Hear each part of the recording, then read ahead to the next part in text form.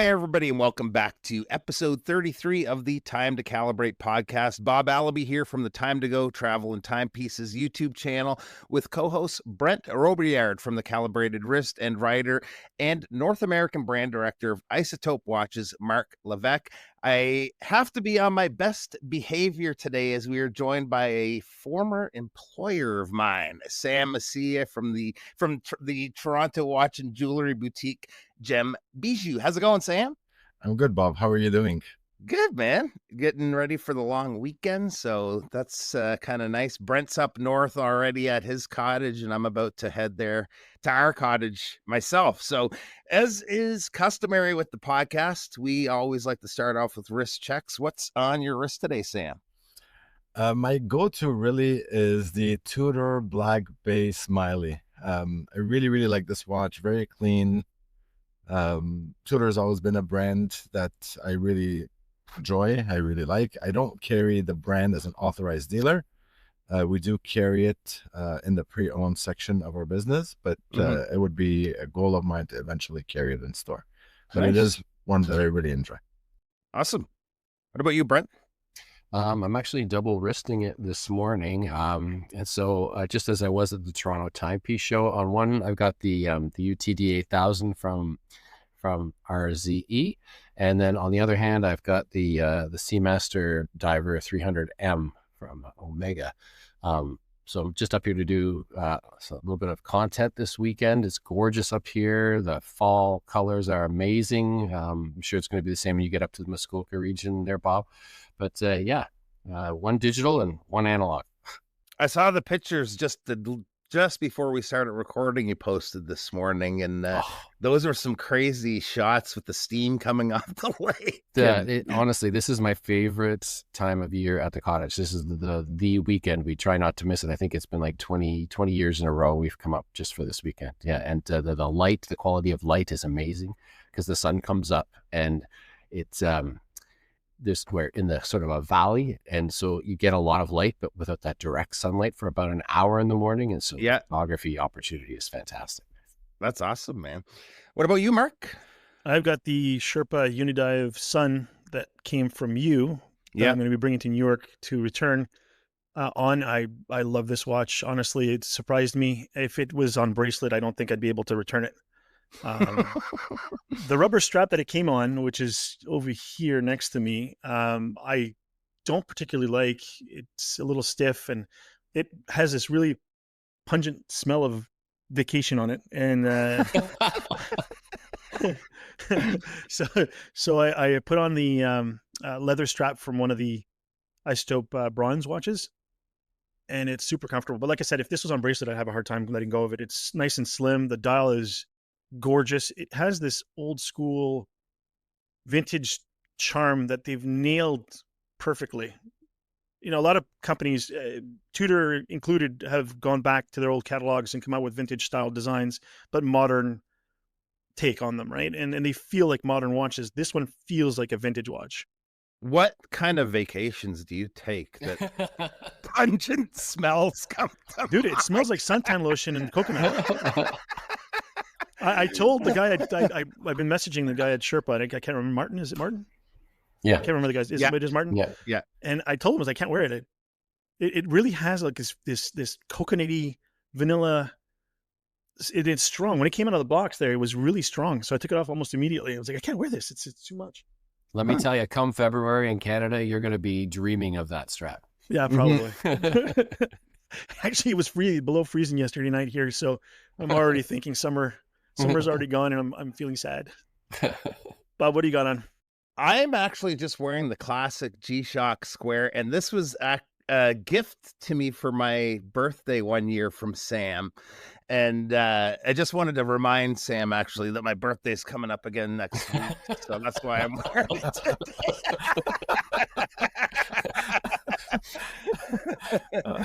So for people that don't know, Sam owns the watch boutique Gem Bijou downtown Toronto. Gem Bijou carries a lot of brands, and Sam is the best in the biz if you're looking to pick up something new or pre-owned. You and I met back in 2020, pretty well smack in the middle of the pandemic lockdown. Someone had recommended me to you to do some photography for your site and social media. And over the course of a few months, we did that, but that transitioned into me eventually working the store as things reopened. It was a fun experience being on the other side of the counter and learning the business of selling watches and jewelry. Literally talking watches all day long and getting paid for it was kind of a dream come true at the time. The first question I have for you is, who is your all-time favorite employee? Well, of course you, Bob. It was always it's always a pleasure to have you. You've obviously been there through thick and thin of it. You really helped me really bring awareness during the pandemic to my store.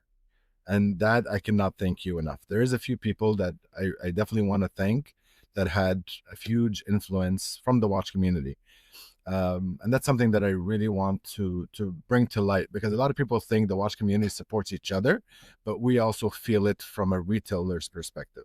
It all started with Jared. I'm pretty sure everybody knows Jared from New Zealand. He came to my store, picked up a watch, just chatting, and he said he was going to be there for a year. His wife is doing some work. She got a contract for a year, and he wanted to keep himself busy. And I'm like, Jared, you're welcome. Something I always prided myself for is just allowing the watch community to really have a space to call home. Until now, I use that as my platform to really stay connected to the watch community. From Jared, I've met Marc, who runs Red Bar. Yeah. And then everybody, again, I don't know if everybody's familiar with Sanjay, Engineer Wannabe. He's the one that really introduced me to Bob. Yeah. Then, Bob is just, everything has been, he really opened up the whole watch community to me, really, and the exposure, and gave me a platform. Part of the platform that he gave me really is this, YouTube channel, doing the unboxings. And it was kind of there was a mutual benefit to both of us in the beginning. And he would take some watches and he would run it on his show. I'd have the ability to just run an unboxing. We learned not to, say, certain things, because there's sensitivities with the brands and all that. So we wanted to make sure that it was just nice and clear and unboxing, and people know really where to get the latest and greatest. And I think I've always had the pleasure of working with the watch community and allowing me to really be ahead of the curve, to know what is coming up, what is the latest and greatest. So Bob being there, Sam, we need to get this model of G-Shock. We need to get this piece of this brand and this piece of this brand, just to really stay ahead of the curve. To stay on topic, meeting Brent was a pleasure of mine as well, and that was through Bob. And Caroline, of course. My wife loves Caroline, so this is second. She really enjoys talking and chatting with her. We've met she's met at an event as well. RJ Camara, we can't really thank him enough to what he does for the watch community, and for what he does with respect to the Movember events. It really started with something really small, and he's really become a huge part of Movember in Canada, and through just the watch industry as well, with Grand Seiko and some of the brands that he works with as well. So you're so grateful to Bob that all you gave him for his birthday is a little G-Shock? You know what? We were small back then. But so was Bob.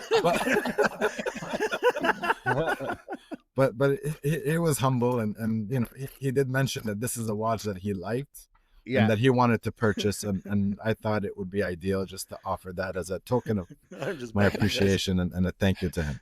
Yeah. Sam did up his game on the next birthday. I will after that, but yes. And Marc right now, I think to be on this podcast and to be amongst really some of the elites in the watch industry is really a pleasure. I also got to give a shout out to Thomas, because he's been a big part of really what I do.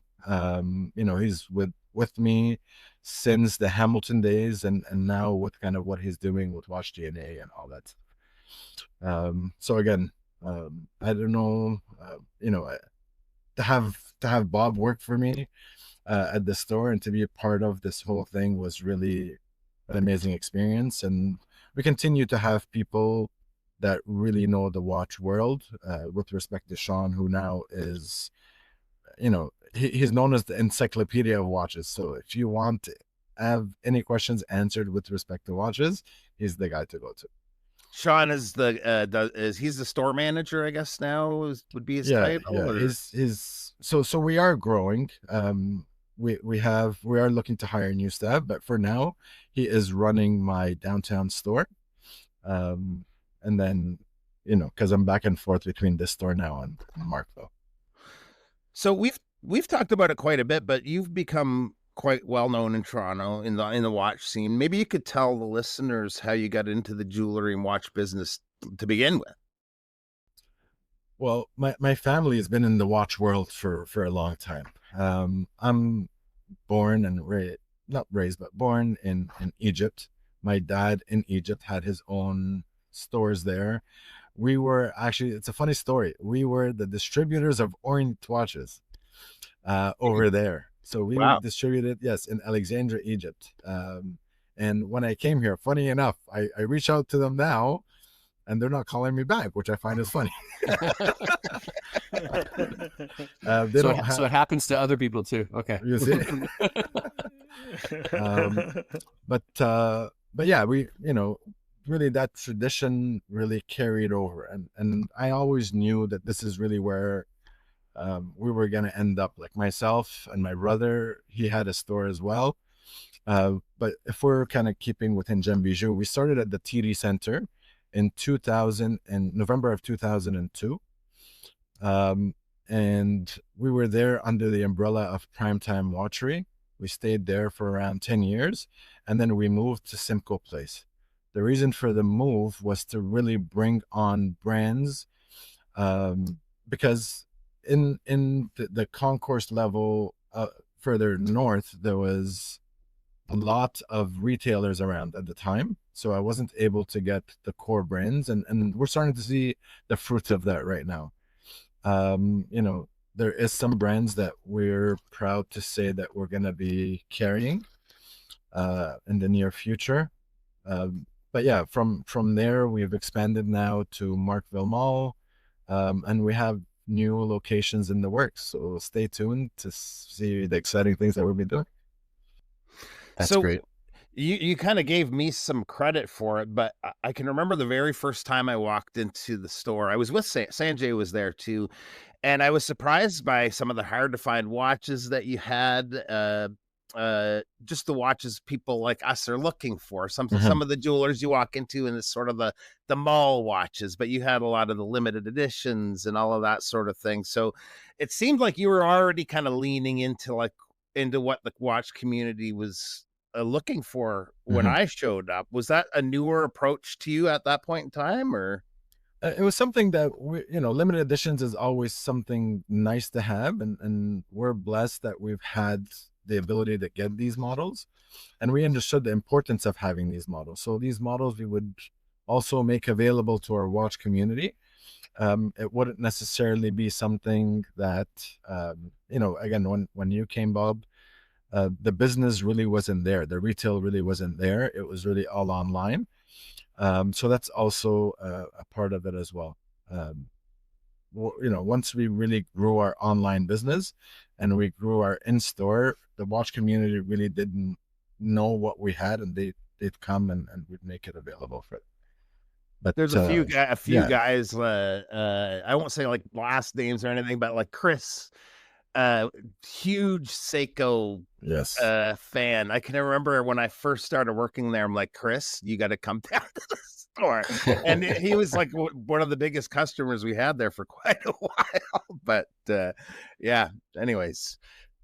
Yeah, Chris is a great guy. Yeah. Yeah. Talking about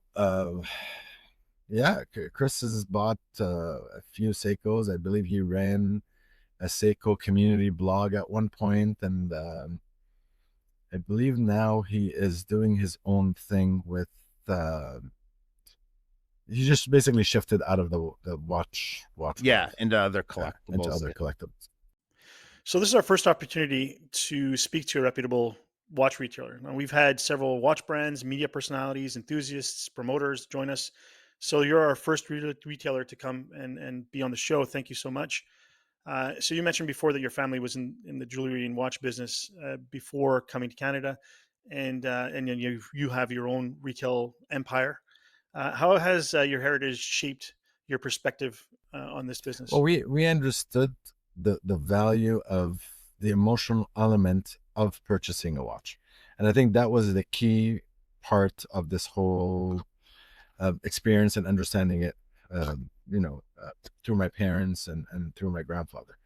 A watch has always been associated with special moments, specifically when we talk about graduations and people buying it for birthdays and just to commemorate the successful as part of life. Brands would honor their premium, I guess, or high valued employees by giving them watches. So we used to size, at one point I sized like 5 or 6 Rolexes, and they would never tell me who this company was because I wanted to work for them. But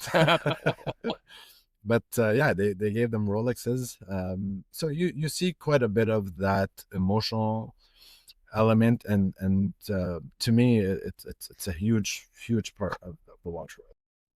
Mm-hmm. It's interesting. We had the opportunity to interview Adrian Bassard, and of course, Rado is one of the brands that you deal with. Mm-hmm. And one of the first things he told us was that buying a watch, of course, you have many rational reasons, but ultimately, it's actually an emotional reason for buying a watch. It's interesting to hear that echoed from you too. Correct. Did you always envision yourself in the watch jewelry business, or did you consider other career paths? Well, I graduated with a BA in economics, so but growing up in the business, we knew that this is what we wanted to do.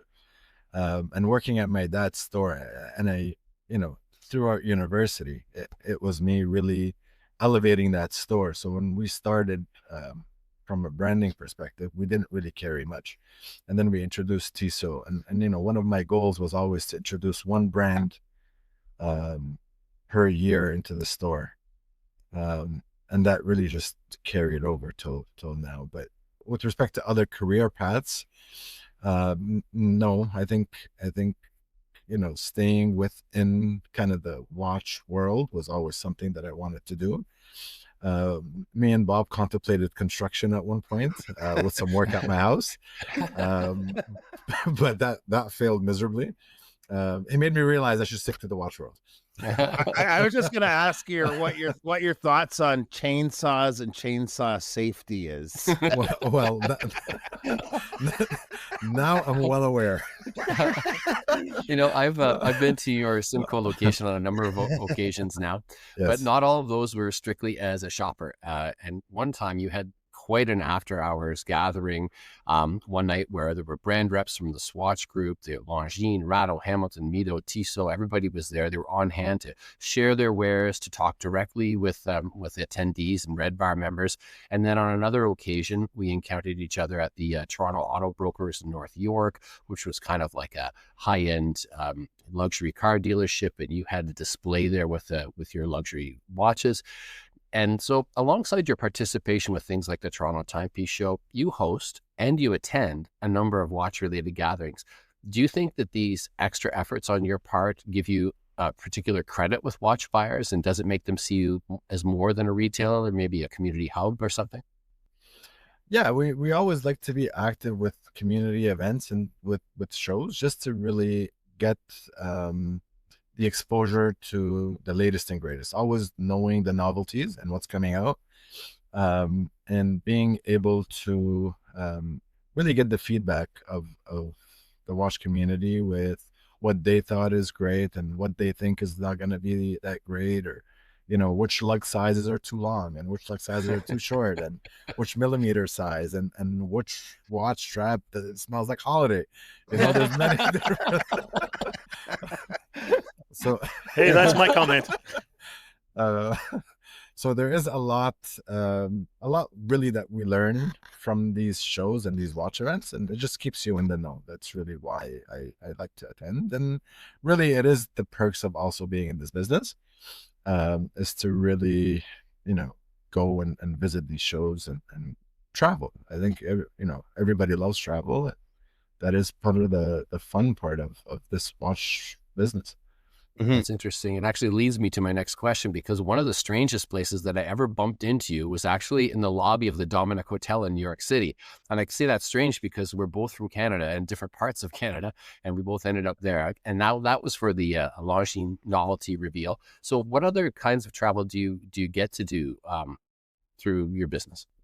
So, last, I believe in September, we were at the Hong Kong Hong Kong Watch and Clock Fair. We've attended Basel World a few times. We will be attending Watches and Wonders. There is rumors of other shows that we'll be exposed to. Right now, we'll wait. But being and I truly mean this. I really do truly mean this. Being part of the Toronto Timepiece Show has been one of my greatest pleasure, really, because it allows me to connect with people that I get to see after the other shows that we do. So kudos to Jason for really what he's doing with the Toronto Timepiece Show, because as fun as it is to attend the shows, it is also great to have great conversations with other fellow watch community members that we'll see after this. Well, I'm sure Jason would give you the same kudos back for supporting him from the very beginning as well, because you bring a lot as a retailer and not a watchmaker to the show. And you also, of course, bring a lot of watches and timepieces that wouldn't be there otherwise. So I think it's fantastic. And it's a great kind of mutually beneficial relationship you guys have established there. I appreciate it. I really do. It is incredible to have so many like-minded people in one place. It's a lot of fun. I'm looking forward to next weekend in New York. It's going to be very much the same and a lot of fun there too. What do you see as Gem Bijou's competitive advantage in the Toronto GTA, Greater Toronto area, jewelry and watch market? It's a great question. Do I want to give myself away? I don't know. No one's listening. It's just us. Fair enough. Well, I think the competitive advantage I have is going back to what I've been saying all along, is being connected to the watch community. A big part of my business is the watch community, and also my staff, ensuring that my staff is very knowledgeable and very helpful and accommodating, and really giving a valued experience. Because again, buying online is very easy nowadays. People just go online, and I think we were talking about this before we got on, but it's easy for people to go online and just to buy a watch, but to really have that experience is really key to the shopping experience. So what's your approach to curating brands and products? How do you decide who to partner with? Isotope. It would be a pleasure to have brands like Isotope and micro brands in my store. I've always said this, and I do mean it. Always know that all of these micro brands have a home in my store. So that's something that you'll know that you're always welcome. It's not an issue. But with respect to brands, I believe one of the biggest, if we're talking about outside of micro brands, and we're talking specifically small independent brands. If we're keeping it among small independent brands, you always want to make sure you have what people want, and it's always good to also introduce something different from what people haven't seen. So when you see Isotope, when you see Christopher Ward, when you see some of the other brands that were there, Fairer, Fears, all of those brands, I have to say, I was not aware of a lot of these brands because I'm so focused on the mainstream brands. But to be able to potentially work with these brands in the future, I think it would be an honor. And I think there is a big shift happening right now within the watch industry, where not only the watch community, but with shows that are happening in Canada and all over, there's starting to be a shift where the watch world, not just the watch community as a whole, but people are starting to really start getting into the market with micro brands. So I feel it's a big potential, and to see, I don't want to mention any names, but to see some of the major retailers, the well-respected retailers, show up at the Toronto Timepiece show was a huge compliment to obviously what's happening there and me being there. So it really would be great to work with these brands for sure. Amongst those known quantities that you have in stock, like Seiko or the major Swiss houses like Oris and Longines, etc., you carry, as was mentioned, some of these micro brands or small independent watch companies. You have, for example, in common stock, things like Micro Mil-Spec and Elka, which are not run-of-the-mill kind of brands, but are fantastic brands. Did you actively seek them out, or how did those relationships evolve? Micro Mil-Spec had evolved through the first Toronto Timepiece show, and we just had a discussion, and they came to see me, and we both wanted to try it out, and that's how we acquired some of that inventory at the store. Elka was introduced to me by Thomas. His Hakeem, the gentleman who runs Elka Watches, is a former Swatch Group employee, and they used to work together, and that was really how Elka came to be, and it's been doing well in our store. And it won a major award, I believe, recently. Yes, they did. So it's actually great that, again, same thing, crediting the watch community for this, having Elka, knowing, I believe at one of the events that we did that Bob was referring to, the evening event, we had one of the gentlemen there, Rudy, pick up a Elka and bringing it to the show and really exposing it showed a lot of positive feedback, and we're starting to see the rewards on that now. So it's nice to see. That's great. For the record, there, Isotope won 2 of those awards. We did talk. We did talk. Just if I remember correctly, Micro Mil-Spec was right Correct. behind you at the Toronto Timepiece show last year, and they were in front of us. I felt very safe. And yeah. It was really cool seeing their stuff in person, because I too had only seen them online, and I had even written a couple of pieces, or at least one piece for Wonder Wound on their Micro Milgraph, their chronograph watch, which is spectacular. And I think Bob's got one right now in for review.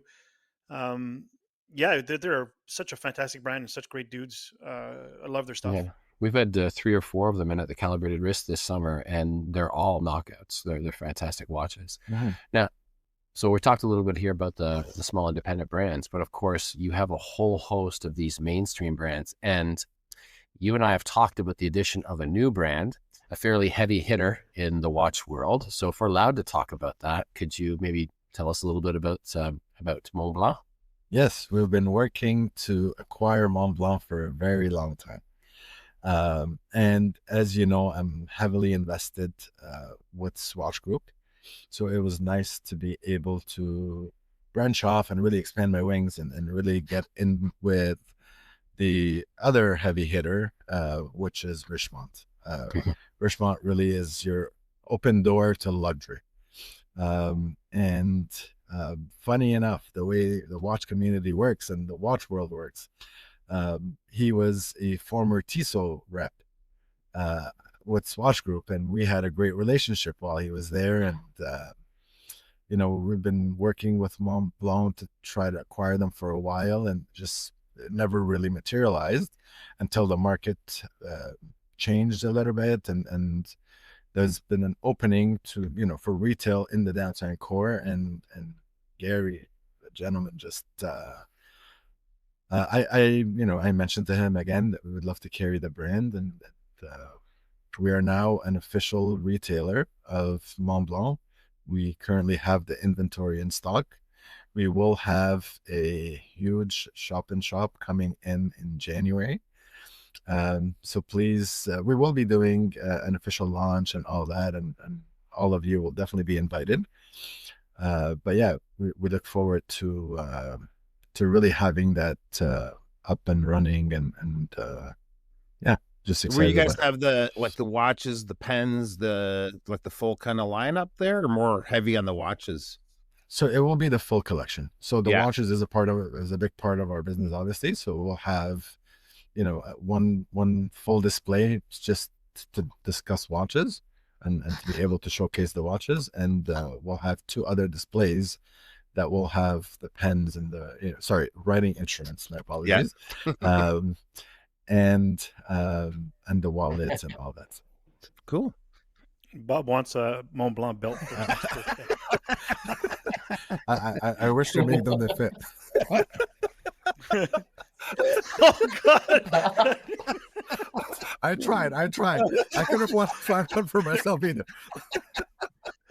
Oh my word, that's so funny. That just reminds me, I was getting dressed for the awards night and putting my suit on. I hadn't worn it in a few months, and I'm like, oh no, I forgot my belt as I'm getting ready in the hotel. I just had this big thick belt for my jeans with me, and it wouldn't fit through the things, and then I put my pants on. I'm like, okay, I don't need a belt. Don't No, you look really good. Don't worry, you look great on stage. Thanks. No worries at all. So back to the store a little bit. One of my favorite things, we talked a little bit about it actually this morning, is the people coming through, some of the regular customers, a lot of interesting people and stories. But one of the coolest experiences I had was working with a prop master who needed a G-Shock that played an important role as a piece of evidence in a show. And it was actually the wearer of that G-Shock in the show was fully dismembered. The process, they came in and took a lot of photos of different G-Shocks, and they settled on one, and it was a clear, I can't remember the model number, but it was one of the ones with the clear strap and case. And they bought, I think, 15 of them, but they actually brought them back in to show me how they had cut the strap off and sort of destroyed the watch. It's on the Netflix. It's called The Madness. But that was just a really interesting experience. It took a few weeks for people, the decision makers, to decide which watch to go for and how they reflected on camera and all kinds of different things. But The Madness on Netflix the first couple of episodes, it plays quite a big role actually in that show. So that was kind of a fun thing that came to mind from the store. But is there any standout moments for you like that, Sam? Like any kind of interesting stories, fun stories you can think of? Yeah, I actually thought they're coming in for a refund, to be honest. I was concerned.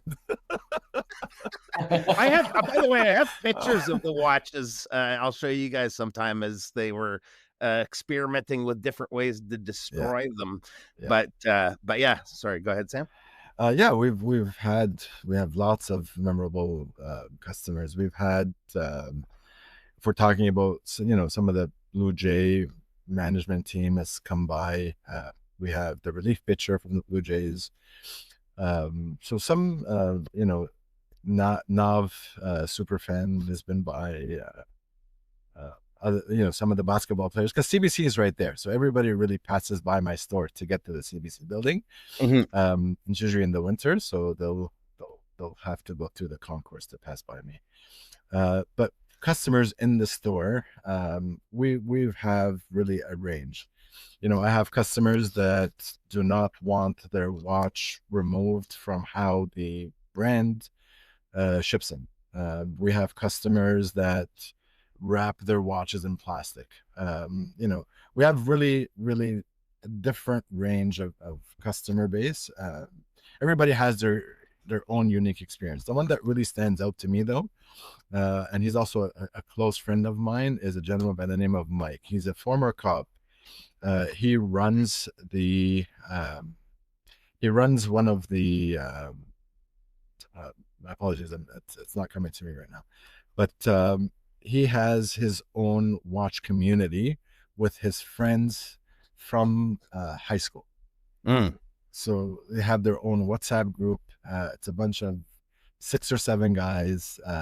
So he comes in, he bought, a watch for himself, and he'll show with his friends, and just really, it allowed them to connect again, and just to have, commonality amongst each other with watches. They've come by and they've bought a whole bunch of popes for all of them. So they all have the same watch, and they're taking pictures. And so it's a really special thing to really see, again, going back to the emotional part of watches. This is it. This is really what excites me, to really see how much relationships are built within the watch community, and this is a great example of it. I actually met up with Mike at the Toronto show, and he was telling me about the Pogues. Yes. It's like you have to buy a Pogue to become a member now. That's correct. Like the membership of the group. Yes. Yeah, Bob, you're doing Sam a disservice here. One cannot destroy a G-Shock. They are indestructible. G-Shock, the indestructible company since 1984. I think in that show they actually put the guy through a wood chipper, so I don't know. And the G-Shock came out and it was still ticking. You see, this is what advertisers should, That's so funny. So the Toronto watch scene has seen a boom lately, a big part and due to Jason and the Toronto Timepiece Show, which you're a platinum sponsor for. What was the experience like this year? And do you see spillover with new customers after big shows like that? So when we have these shows, it's always, we're not really, it would be ideal if we can do some business there, but that's not really our primary goal. It's really about networking, to really get to know some of the customers that we haven't met before, and just introduce ourselves and who we are to the watch community, not just the people we currently know, but just the wider range of the watch community. But yeah, we've had people who come by after and share their experiences and brands that they'd like to see at our store, and yeah, it's definitely great. Well, we're talking about customers. Bob and I were once having a discussion about the difference, or maybe the disconnect, between what watch enthusiasts are clamoring after and what the average watch buyer is actually purchasing at store. So in your experience, what are people buying right now, and would it surprise us? What are people buying now? People are buying. Seiko has become a really nice segue for people to get into mechanical watches. I know there's other brands that allow people to really dabble a little bit with mechanical, but they're not serious watch brands. And we're not talking, again, Marc, about micro brands here. We're talking about mainstream. I think micro brands, small independent brands, small independent brands. My apologies. I gotta correct that.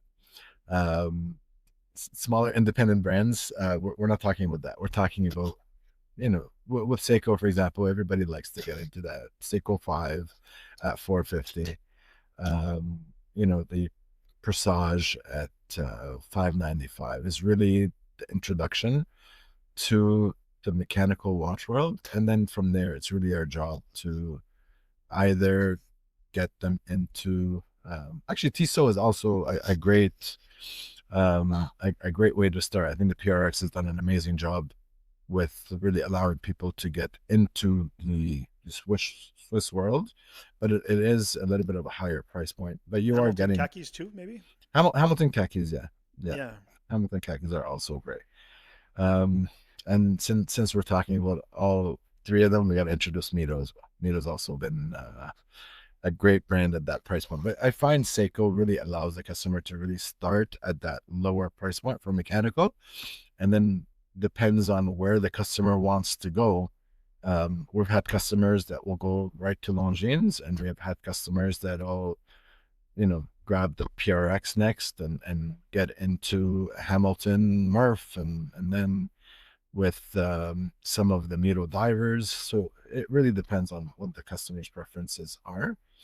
And even Rado, I think people, it's really understated, I think Rado has so much to offer that people are not really Absolutely. paying attention to it, and it's really making a lot of noise right now. Brent can agree.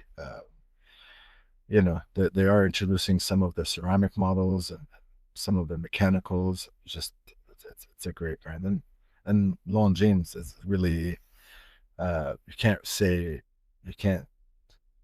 It just speaks for itself. What they've been doing within the watch world, and what their latest introductions, and some of the models that they're Longines is bringing having out right quite now, a decade, really. I mean, just blowing everybody just away. been an upward climb ever since maybe that correct. aviation big eye, and then of course the advent of the Spirit collection too. Really great stuff. Correct. But I totally agree with what you're saying about Rado. This is a brand I feel like is incredibly underrated, and they offer like a wide range of things. They have the beautiful ceramic dress watches, and then of course they have these really rugged divers. And I've actually taken a couple of them underwater on dives, and they've just been fantastic pieces. But you mentioned Mito. And this is something that probably even more than Rado just gets lost in a discussion of watches in Canada. But the value that you get out of a Mito watch is absolutely incredible. The diver that you're getting for the price point, really something. I think. I agree. Do you ever have any difficulty keeping the right thing in stock?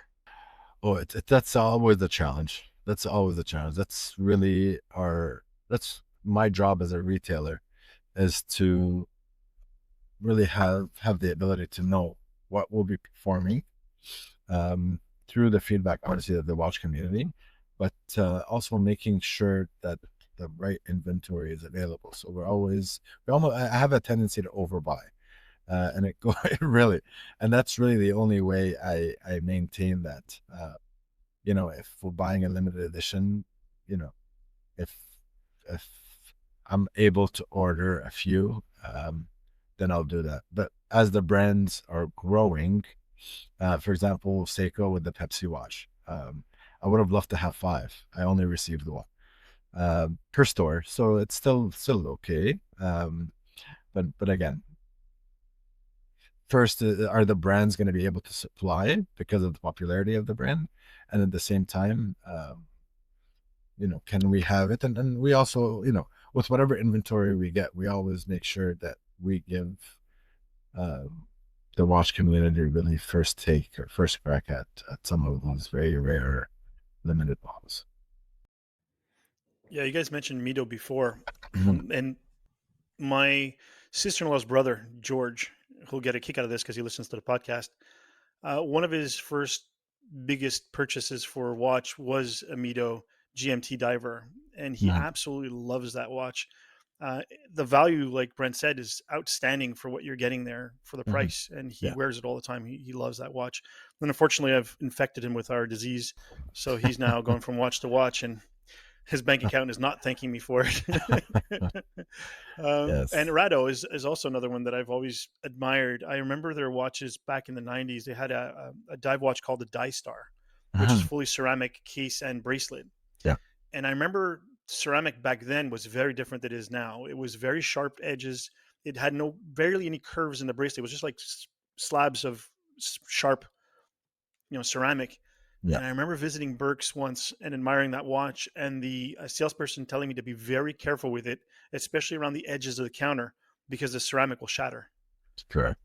And it's come a long way. I mean, ceramics changed a lot over the last nearly 30 years now. So, whatever. But anyways, it was really cool, and I like that they keep pushing the envelope and pushing the edge. I'm glad that they're getting a resurgence there. So, Sam, how do you balance Gem Bijou's online presence with that very personal in-store experience? Oh man, there is, at the end of the day, there's two different types of buyers. There's the people that, and this is the, you know, the not so ideal part of our business, I guess, because you'll have people will go into. I find, anyways, for our customers specifically, we don't have that problem per se, but we do. Typically somebody will walk into a store, try a watch on, leaves, and then just goes online and finds the cheapest price, and they'll buy it online. And there's customers that want the experience, but to balance both, there is a shift to online, but I feel like there's two different types of customers, really, that I don't believe all online customers are in-store customers and vice versa. The in-store customer really wants that personal experience. The online customer really wants convenience, and we're able to satisfy both. So, with the role of digital marketing, now you mentioned before the unboxing experience with Bob online doing YouTube videos. How does social media and online content, storytelling videos, play a strategy in your role with your store? It's huge. We're looking to work with Brent on some things, and Who's Brent? Calibrated wrist. Oh, that guy. We're working, or we've worked with Bob with some of the unboxing, and we're going to be working also with Thomas, and because he does most of the digital when it comes to like Google ads and all that, and he does my Instagram as well. But we're trying to do a little bit more with Instagram now, with reels and all of that. Yeah. But yeah, it's the digital marketing is a big part, and I'm excited to see what Brent from the Calibrated Wrist has got in store for we've been in discussion about this for a while, and in fact we have done a number of collaborations over the last couple of years, and I'm always surprised by the degree of interest in for example, you'll send us, let's say, a Seiko watch, and we'll do the review and we'll do some posts and things like that, but we always of course put up a Gem Bijou ad or a link to the site.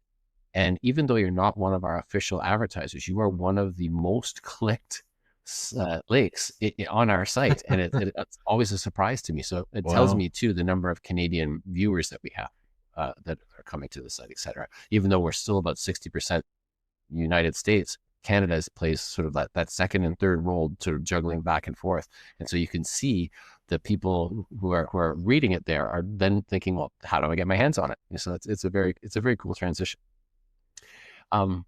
Now, using Bob as evidence here, we already know that you hire the best of the best, and you've mentioned this guy. You mentioned this guy's name and talked about him already a bit, but I feel like we really got to talk a little bit more about Sean.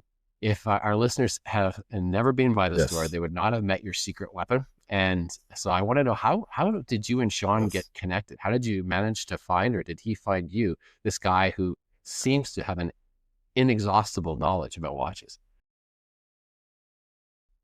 He does. He is very, very, very well versed when it comes to watches. Really knows the calibers, the thickness, the millimeters. It blows me away. But he came to the store as a customer, and he was looking for a G-Shock. And I wasn't able to help him with the watch that he wanted. He came back and he brought his Grand Seiko, and we just sat and chatted, and third time he comes by, he brings a resume, and before looking at resume, I'm like, you're hired. I really saw that, how great he is and how good he is with customers. Very, very patient with customers. Just a pleasure to really talk to and to deal with. I know that the average person that comes into your store is not what you would call a watch enthusiast, and I'm sure that the majority of your business is from those people. But I can only imagine what it feels like to be a watch enthusiast, to come in there and be greeted by Sean, because he's one of those guys who could talk the talk and walk the walk at the same time. So I think it's fantastic to have him at that store. Thank you so much. Thank you. I think I need to meet this Sean guy. Yeah, you're welcome. You're welcome. I think that you guys would actually hit it off, honestly. Yeah. Yeah, Yeah. probably Yeah. would.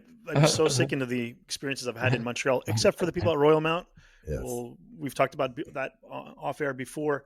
Yes. My experiences at retailers in Montreal has not always been very good. So it'd be wonderful to walk into a place and talk watches and with someone knowledgeable. It'd be great. Next time you're in town, we'll have to do a little rundown and visit the store, Marc. Absolutely. Yeah, welcome. Absolutely. Please do. So we were kind of talked about it a little bit. Lately, you've been working with some of these smaller independent brands, as Marc is reinforced. Gold star for Bob. one that caught my eye at the show, and I don't know how I've heard this pronounced a million different ways, but Agelosser. Yes. Is that sort of right? They look really cool. The one with the sapphire case you were showing me looks amazing. Is that something, a pretty new brand that you've been working with, or? It is a brand that I discovered at the Hong Kong watch fair, or watch and clock fair. It was a brand. It was an interesting brand. Again, once you associate with Chinese brands, a lot of people really look down on the quality and all that. And it's starting to change a little bit. That's correct. And that's the reason why we took this on. So Agelosser is what I believe it's correct. It's pronounced. The customer corrected me at the Toronto Timepiece show, so we're not perfect. But the watch that you're referring to, the sapphire case, is actually being tested, and I have no problems for it to make the rounds. But RJ is currently got it on wrist, and I'll get it back hopefully. In for the November event, and at that point I'd like for you, Brent and Marc and Bob, to really get some wrist time on it and just get your feedback. Cool. And just to really see is this tourbillon caliber that they have in there for real, or is it not? So far, from what RJ is saying, he does see value in what it is.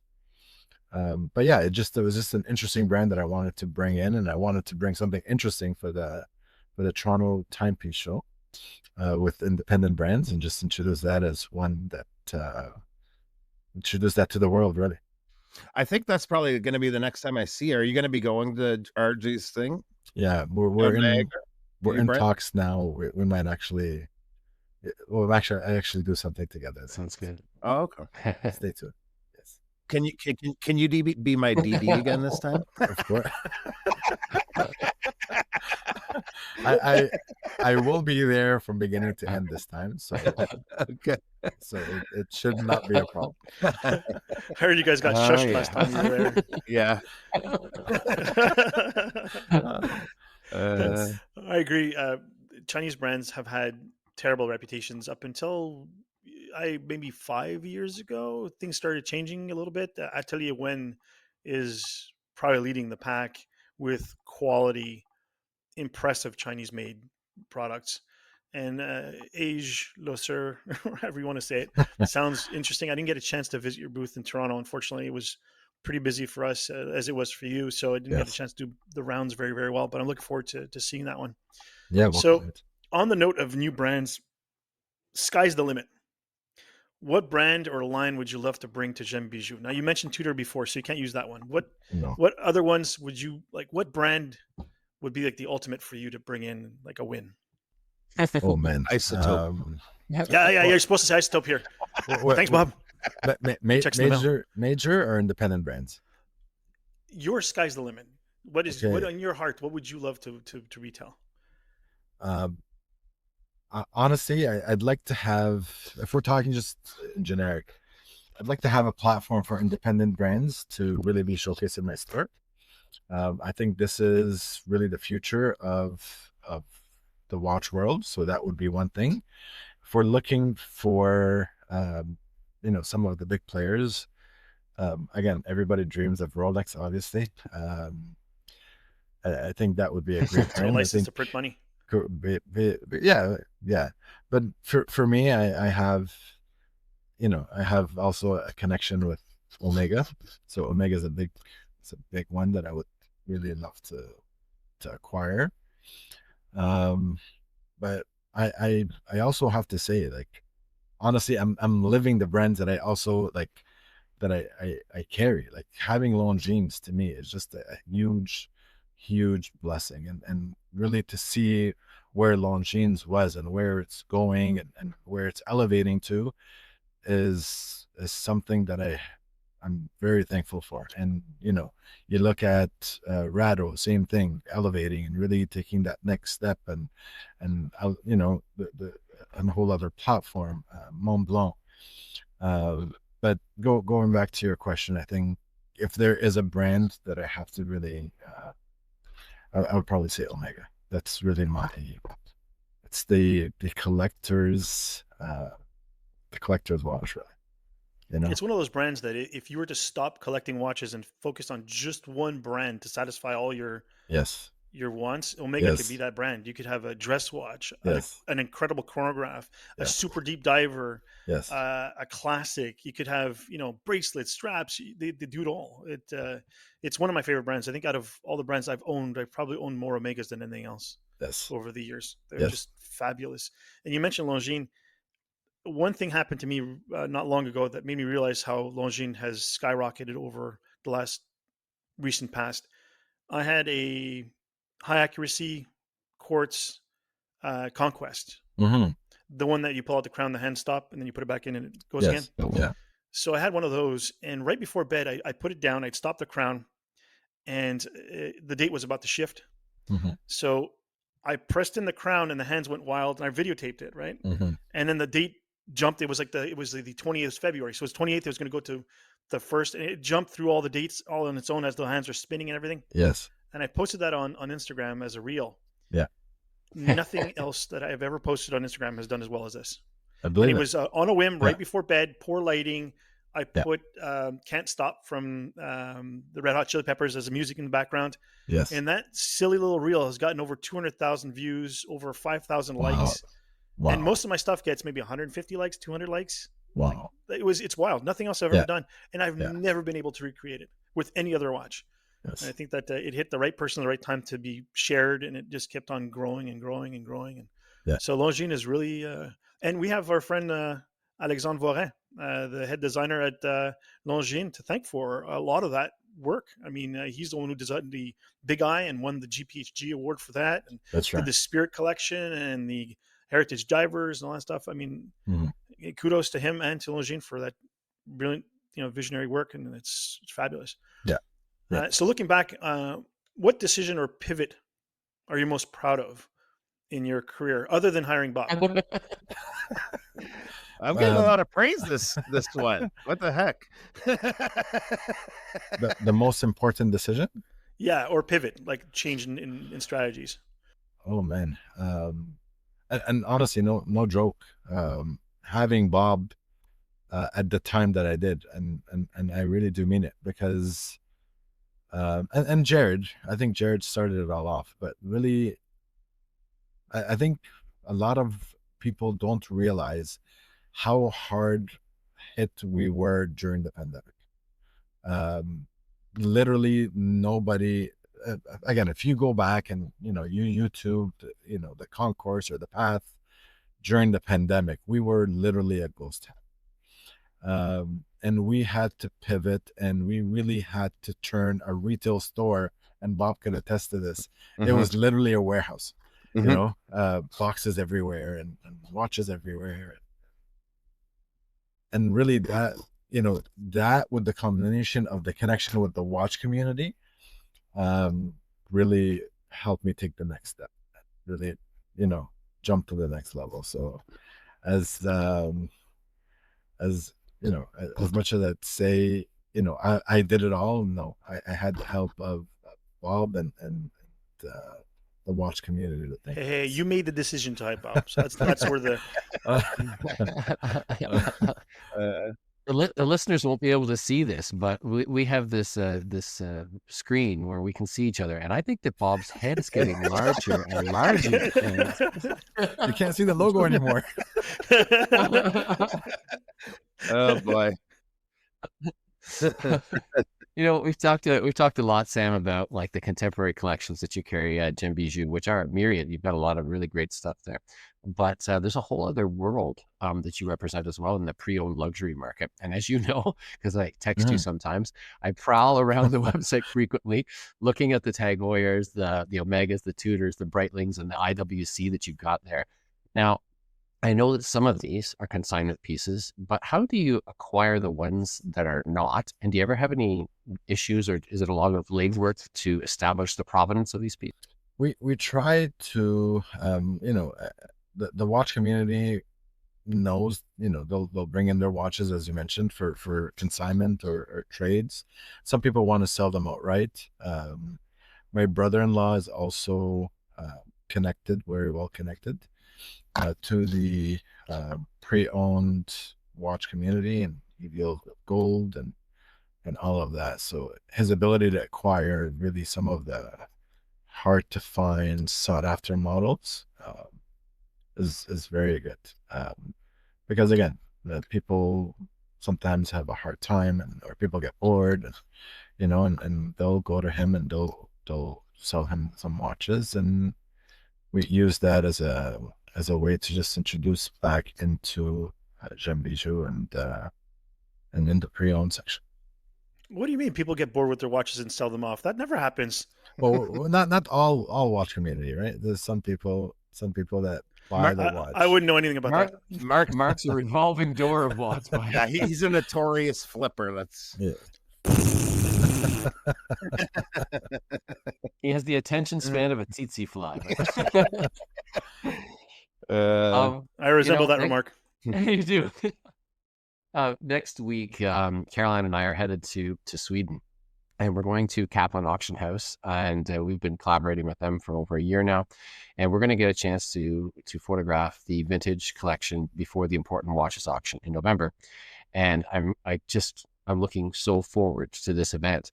But we have had the opportunity to do the same at your store, and it was a great day. We went in and we were able to photograph some of the watches that were there, and I hope, of course, that that's part of our future collaboration as well.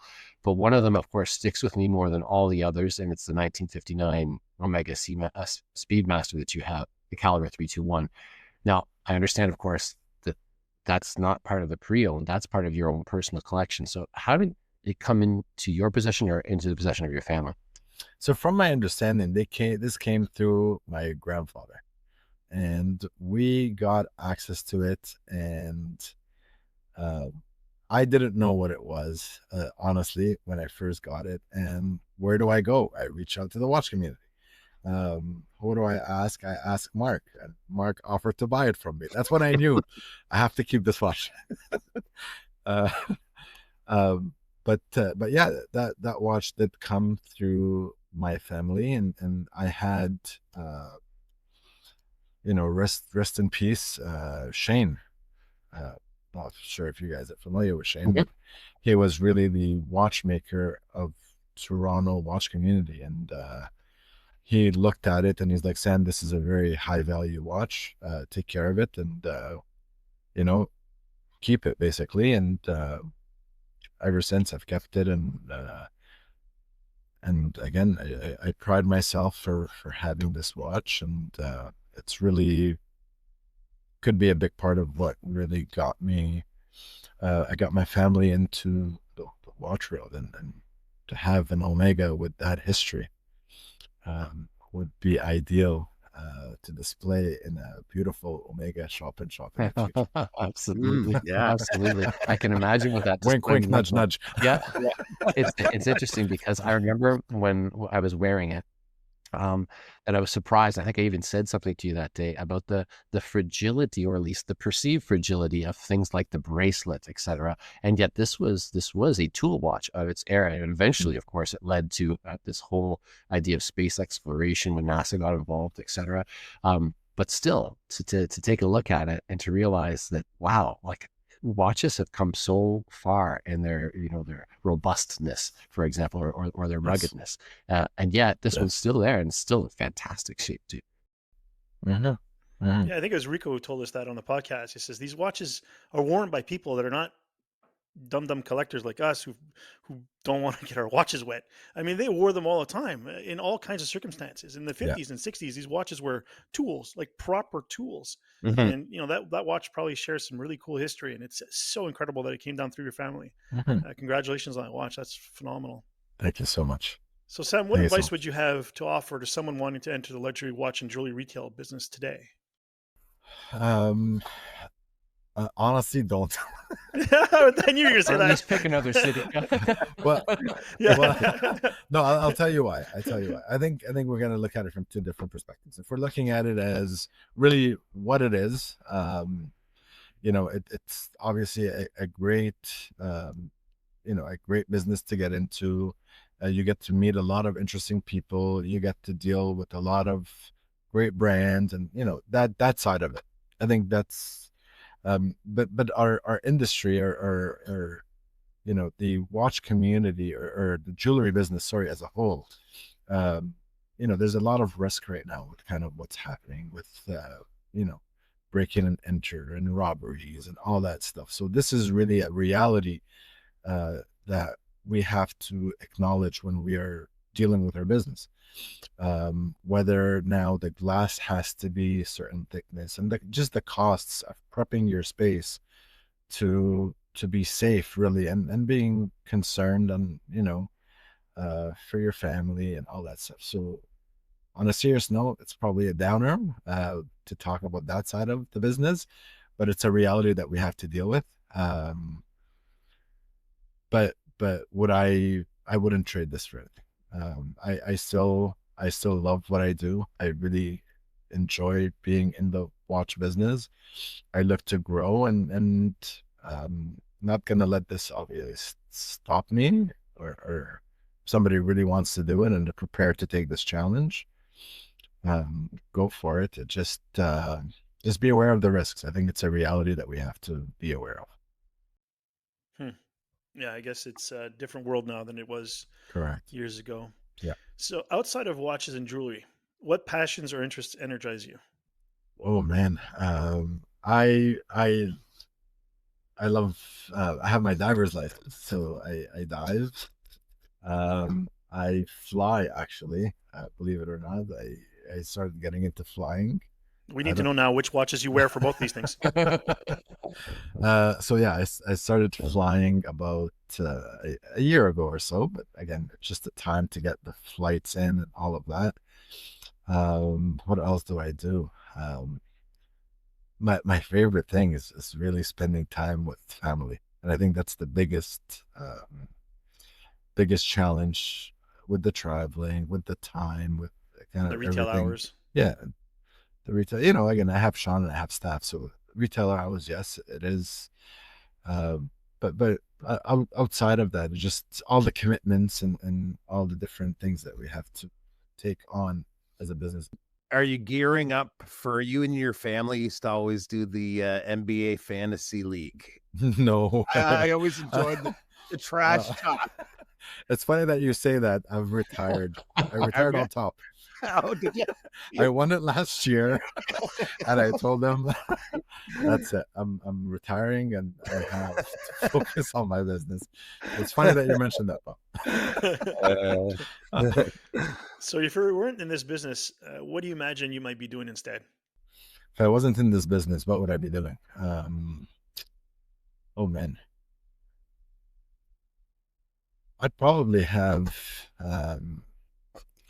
honestly like an office job. I did graduate with a BA in economics. I wanted to get into banking and do my securities course and all of that. So I probably would have gone that direction if I wasn't in the watch industry. But it's in my blood, so I knew that I would be doing this. We're glad that you It's did. hard. Yeah. It's hard to see me doing something else than this. Other than the obvious financial answer, how do you measure your success or the success of Gem Bijou? To me personally, it's acquiring brands. I think in general, as you grow within your business, brands show interest in you, and you show interest in brands, and it's pretty much a cat and mouse game, right? So you want to acquire the next brand. Now that we got Mont Blanc, what is the next step? The next step is to really start dabbling in the luxury side of the business. So where do we go next? Do we approach a Richmond brand? Do we approach a Swatch Group brand? Do we talk to Omega? Wink, wink, nudge, nudge. A little bit too aggressive with Omega here,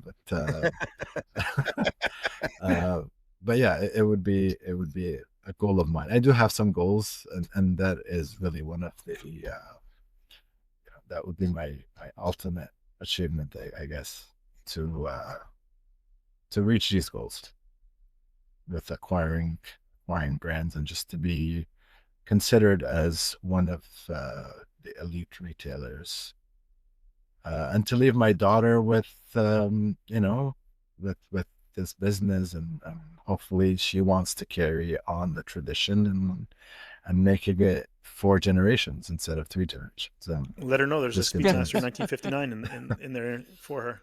Yes, she knows when she gets married, her husband She's can already have that ironing it. She's only 7 years old, so she's Oh gosh, you lost time. But I take her with me to the Markville store, and she started cleaning the glass, just get her. She dabble could a be little like bit in in. charge of security. One of her things she used to like to do at the shop was taking all of the price tags and sticking all of the cabinets closed with the price. Yes, There'd be stickers all over the place. she loved stickers. Yes. Took hours to clean that up, but remembering that she was doing that just made it a lot of fun. Oh yeah, yeah. So before we close, is there anything you'd like the listeners to know about you or Gem Bijou that we haven't touched on yet? Oh,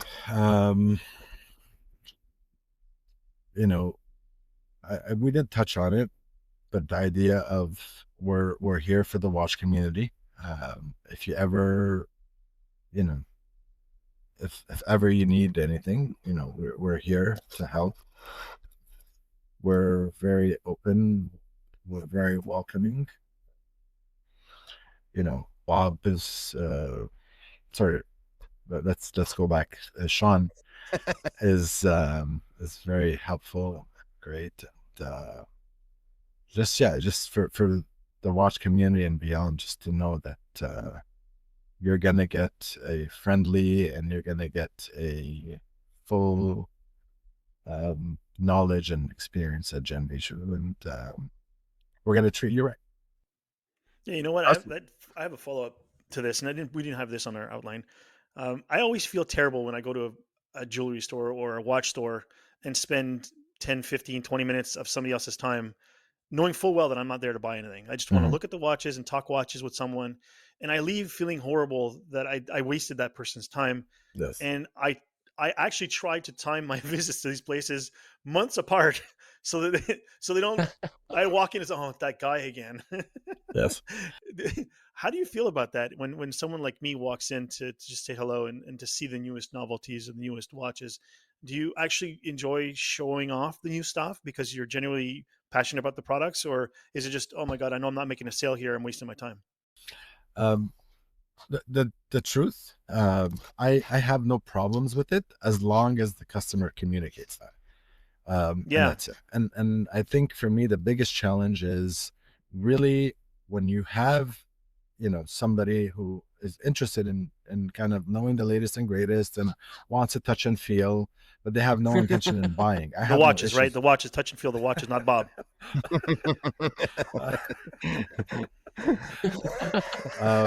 Yes, the watches, definitely the Okay, the watches. watches. Okay. So if somebody wants to be able to really get hands-on with the watches, we have no problems.